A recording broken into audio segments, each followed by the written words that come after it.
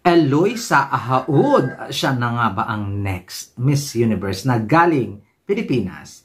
Hello Karawalas, mabuhay! This is Gaisel Ortega and welcome back to my YouTube channel. Intro, pasok!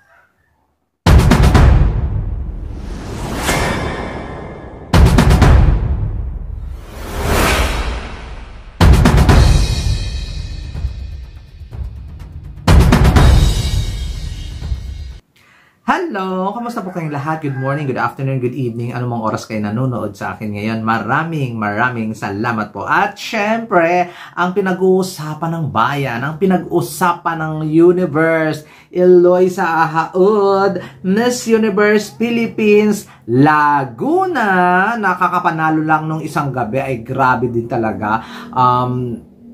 Iba ang kanyang pagkapanalo. Kumbaga, yung mga kapitbahay natin, windang ng bonggang-bongga, lalong na yung mga grabe, iba ang pagkaloka nila kasi hindi nila inaasahan na may Eloisa o tayo pambato sa Miss Universe Philippines at ang tangkad, ang ganda, naloka sila. Kaya watch out na lang. Tapos pinag-usapan din siya sa Team Chai Chai.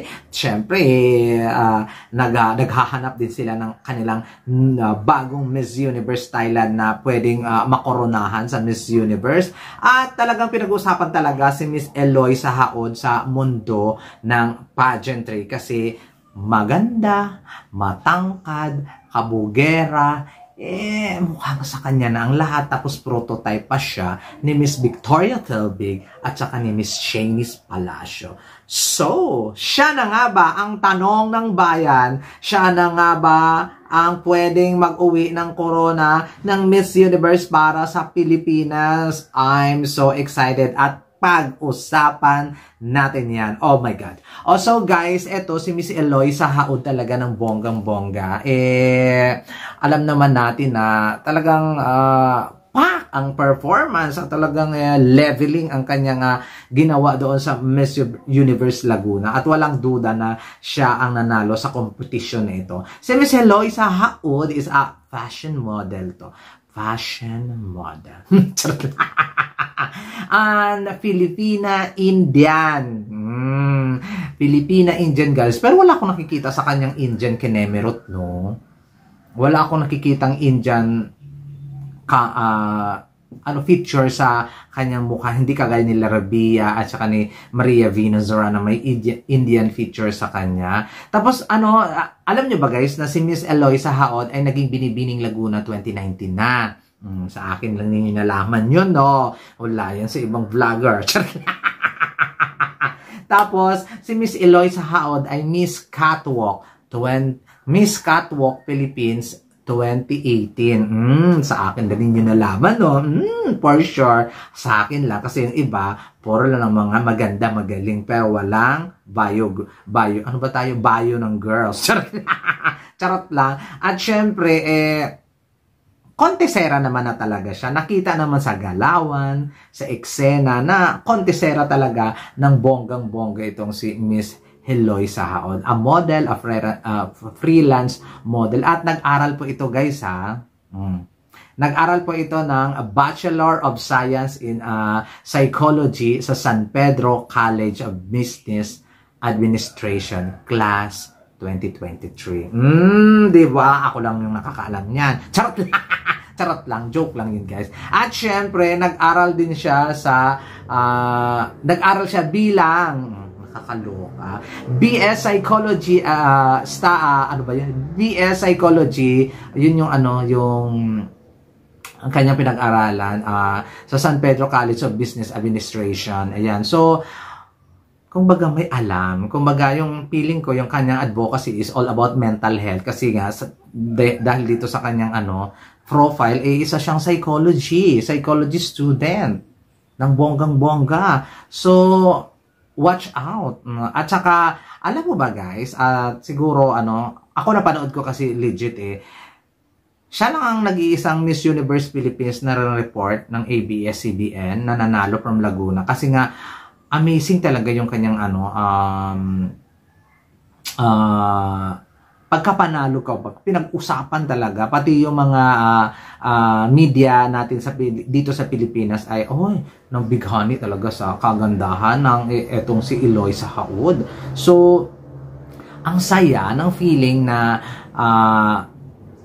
may nakikita tayong ganito kaganda, ganito katangkad, at magaling din na maglalaban sa Miss Universe Philippines. Kasi so far, kasi meron namang magaganda, merong matatangkad, pero hindi baga whole package. At nakikitaan ko talaga itong si Miss Eloisa Haod na parang full package talaga ng bonggang-bongga. At sana ang pagiging contestant at saka candidates dyan ni Eloisa Haod sa Miss Universe Philippines ay sana mag-back out na yung mga nanay, no? Pwede ba? Charot lang. Charot lang. Okay lang nang magsumahalin yung mga celebrities, pangpadagdag pangpadagdag hype sa organization, pangpadagdag eksena, kumbaga pangpadagdag usapan. Pero so far, nakikita ko talaga sa mga confirmed candidate talaga, etong si Miss Universe Laguna talaga ang kakabog, isa sa mga kakabog sa competition. Alam mo yung nung makita ko siya, parang wow, parang inilista niya na yung sarili niya doon sa Miss Universe Philippines 2025 top 5. Parang mga ganung level na siya, di ba? Parang hindi mo siya pwedeng, putyo-putyo ka lang, dyan ka muna sa top 10. No! Itatop 5 mo talaga siya dahil sa kanyang appearance, beauty, and sa lahat ng eksena. Tapos, last year, di ba, si Alex Rosales ang nag-represent para sa Laguna. So, super upgrade talaga. For me super upgrade. Hindi lang dahil matangkad itong si Eloisa. Kumbaga, sa standards ng mga Pilipino, sa standard ng beauty queen sa Pilipinas, ay talagang uma-upgrade talaga ng bonggang-bongga itong si Eloisa Haod. Siyempre, Alex Rosales is iba ding klase yon. So, kailangan mo kasing i-level up yung mga performance ng previous Miss Universe Philippines Laguna. So, mukhang itong si Eloisa Haod. Parang inilista. Sabi ko nga, inilista niya na ang kanyang pangalan sa top 5. Kahit pa siguro kung sino pang mga sikat na mga beauty queens ang sasali, kahit pa siguro kung sino mga sikat kung na celebrity or whatsoever, or mga sikat na mga models, I think nandun na talaga si Eloisa Haod sa top 5 level. O diba?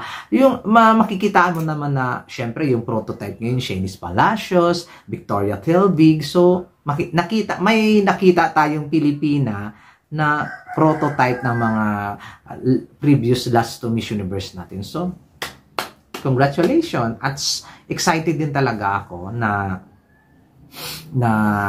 lumaban siya sa national at ligwakin at talunin niya yung mga ambisyosang, mga matatanda, mga may asawa at mga may anak na kandidata sa Miss Universe Philippines. Maraming salamat guys, at yun ang aking review and analysis doon sa kapagkapanalo ni Miss Eloisa Haod sa Miss Universe Philippines Laguna. Ang pinag-usapan siya ng mga kapitbahay, ng mga Latina, at syempre ng mga media dito sa Pilipinas. So there you go, maraming salamat, at sana tuloy-tuloy lang ang suporta ninyo sa aking YouTube channel. Ganun din kay Miss Eloisa Haod sa Miss Universe Philippines 2025. Go Laguna, Laguna, Laguna, Laguna. Winner, winner. Mga loser, mga nanay, umuwi na kayo, mag-alaga ng anak. Ayoko sa inyo, mga loser, mga thunder, mga thunder. Bye!